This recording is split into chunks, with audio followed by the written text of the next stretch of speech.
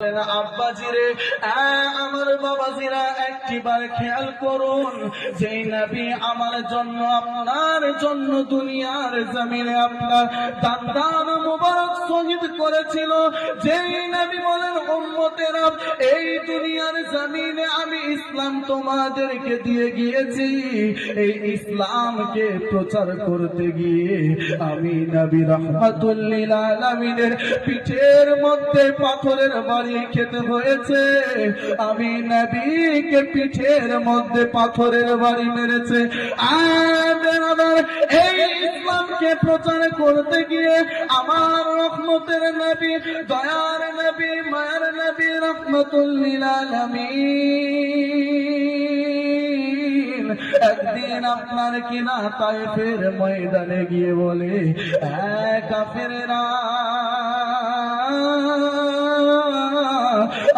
কাফেরেরা তোমরা শোনো, এই জায়গার মধ্যে তোমরা কিসের আলোচনা করো? ওই কাফের বেঈমানেরা বলল, ইয়া ওগো আল্লাহর নবী, নবী মুস্তাফা, আপনাকে তো বলার দরকার নাই, আপনি কেন এই জায়গার মধ্যে এসেছেন? আমার রহমতের নবী, দয়ার নবী, মায়ার নবী তখন বলতে লাগলো, এই কাফেরেরা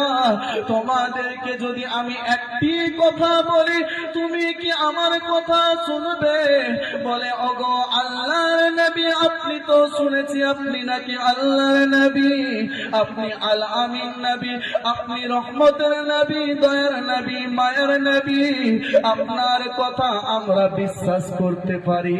আপনি একটা সত্যবাদী নবী, আপনি একটা ভালো মানুষ, আপনি পৃথিবীর জমিনে ভালো কাজ করছিলেন, পৃথিবীর জমিনে মানুষের আমানত কোনদিন খেয়ানত করে নাই। ইয়া রাসূলুল্লাহ, আপনি কি বলতে চান আমাদেরকে বলুন। আল্লাহর নবী তখন ডাক দিয়ে বলল, কাফেররা শোনো, ওই পাহাড়ের পিছনে তোমরা তাকিয়ে দেখো, তোমাদেরকে মারার জন্য শত শত দুশমনেরা, শত শত কাফের বেঈমানেরা এসে দাঁড়িয়ে আছে, শত শত কাফের বেঈমানেরা